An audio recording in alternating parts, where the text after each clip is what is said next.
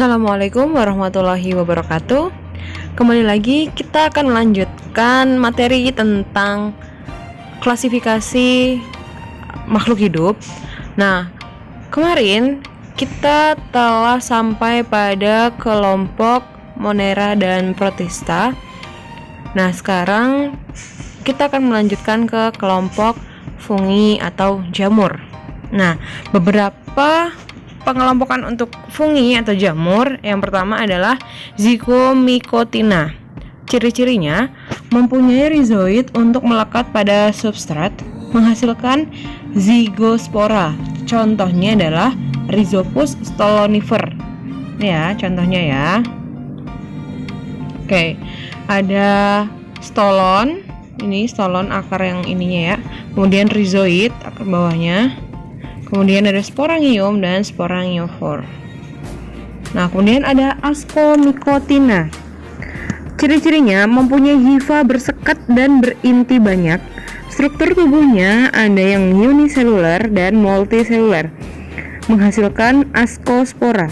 Contoh, Neurospora crassa.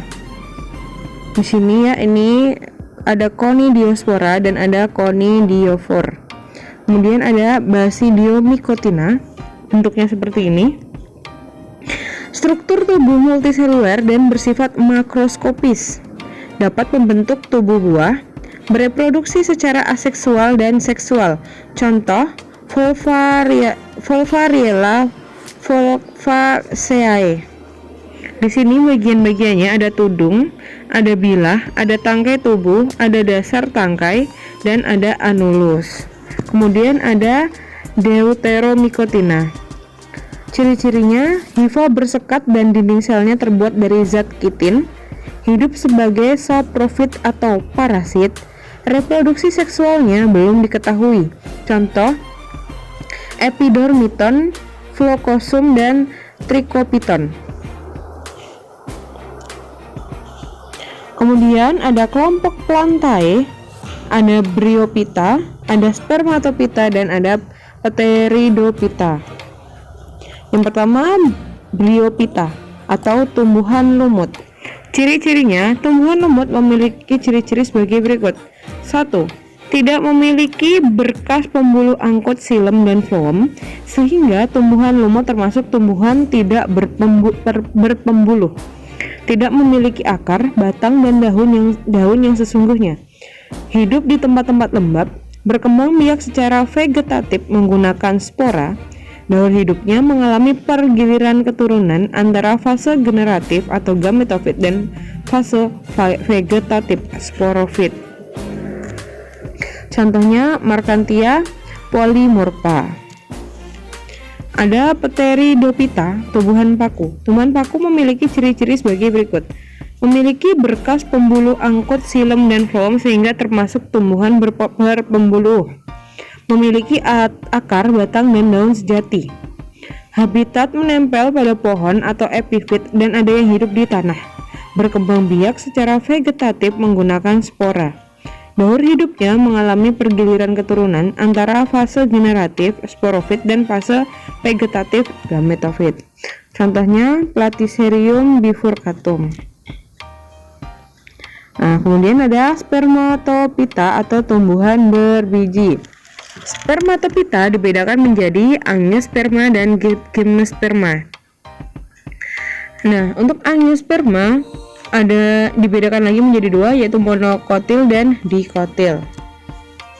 Perbedaan antara Angiosperma dan Gymnosperma. Yang pembeda pertama adalah sistem perakaran batang dan daun. Untuk Gymnospermae berakar tunggang, batang, dan akar memiliki kambium serta memiliki daun yang sempit, tebal, dan kaku. Untuk Angiospermae berakar serabut ataupun tunggang, batang, dan akar ada yang berkambium dan yang tidak berkambium, serta memiliki pertulangan daun sejajar, melengkung, menjari, ataupun menyirip. Alat reproduksi untuk Gymnospermae berupa strobilus, untuk Angiospermae berupa bunga. Untuk Gymnospermae, keadaan bijinya tidak terlindungi daun buah. Untuk Angiospermae, keadaan bijinya terlindungi daun buah. Gymnospermae pembuahannya tunggal, sedangkan Angiospermae pembuahannya ganda. Contoh tumbuhan Gymnospermae adalah pinus, cemara, dan belinjo. Untuk Angiospermae, contohnya anggrek, kamboja, padi, jagung, mangga, dan mahoni. Kemudian untuk Angiospermae monokotil. Ciri-ciri tumbuhan monokotil ialah sebagai berikut. Memiliki kotiledon berjumlah 1, mono itu 1. Kemudian berakar serabut. Pada batang tidak terdapat kambium sehingga tidak tumbuh membesar. Bentuk tulang daun sejajar atau melengkung. Umumnya jumlah mahkota bunga kelipatan 3. Contohnya Oryza sativa atau padi. Kemudian untuk tumbuhan dikotil. Ciri-ciri tumbuhan dikotil sebagai berikut. Memiliki kotiledon berjumlah 2. Di itu maknanya 2. Berakar tunggang. Batang memiliki kambium sehingga dapat tumbuh membesar, membentuk tulang daun menyirip atau menjari. Umumnya jumlah mahkota bunga kelipatan 2, 4, atau 5. Contohnya Mangifera indica atau mangga. Kemudian terakhir kelompok Animalia. Kelompok Animalia dibedakan menjadi invertebrata dan vertebrata. Invertebrata itu tidak bertulang belakang ya, sedangkan vertebrata itu memiliki tulang belakang. Untuk invertebrata, yang pertama ada Porifera.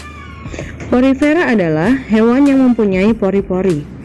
Hewan ini tubuhnya seperti spons, habitatnya di perairan. Warna tubuhnya bermacam-macam seperti merah, kuning, dan hijau. Contoh hewan porifera yaitu Spongyla, Euspongia, Posterion, dan Scypha. Nah, ini contoh untuk porifera. Kemudian yang kedua adalah Coelenterata atau Cnidaria. Coelenterata adalah hewan berongga, mempunyai tentakel untuk menangkap mangsa. Pada permukaan tentakel terdapat sel beracun yang menyengat. Tubuhnya ada yang berbentuk polip yang menempel pada tempat hidupnya, dan ada yang berbentuk medusa yang bergerak aktif melayang-layang di air seperti payung. Ubur-ubur, bunga karang, obelia, hydra, dan anemon adalah contoh hewan Coelenterata. Ya, Aurelia aurita atau nama lain dari ubur-ubur. Kemudian ada Platyhelminthes.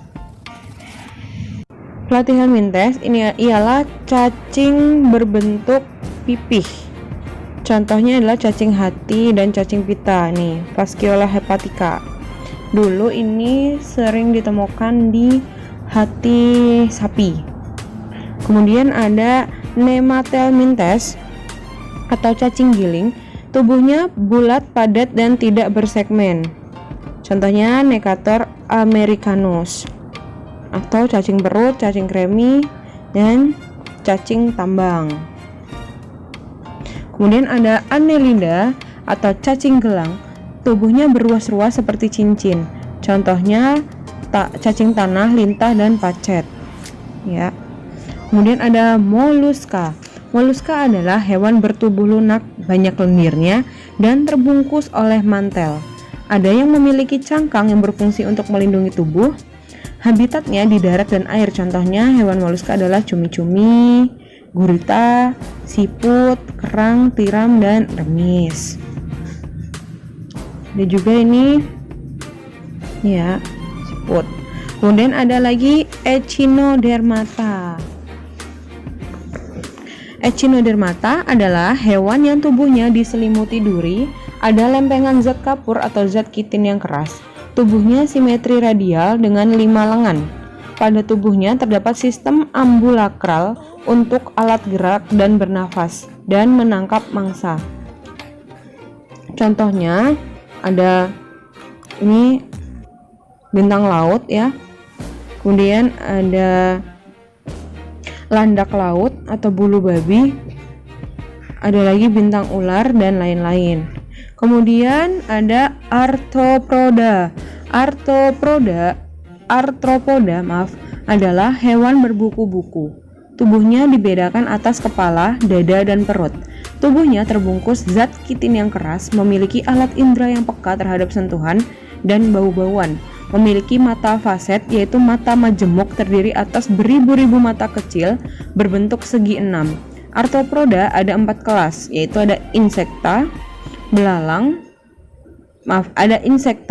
contohnya belalang, lebah, dan kumbang. Kemudian ada krustasea, udang-udangan, contohnya udang, kepiting, rajungan, dan arachnoidea atau laba-laba, contohnya laba-laba, kalajengking, kutu caplak, dan myriapoda atau lipan, contohnya kelabang, kaki seribu. Hewan yang berbuku-buku ya, bersegmen-segmen. Kemudian ada kelompok vertebrata atau hewan bertulang belakang. Contoh ada fishes ya, ikan-ikanan. Kemudian amfibia, hewan yang hidup di 2 alam. Di sini salamandra, sulamandra. Kemudian ada reptil, ada iguana. Kemudian ada buaya, ada aves, kelompok burung atau unggas. Kemudian ada mamalia, kelompok hewan yang menyusui, mempunyai kelenjar susu. Dan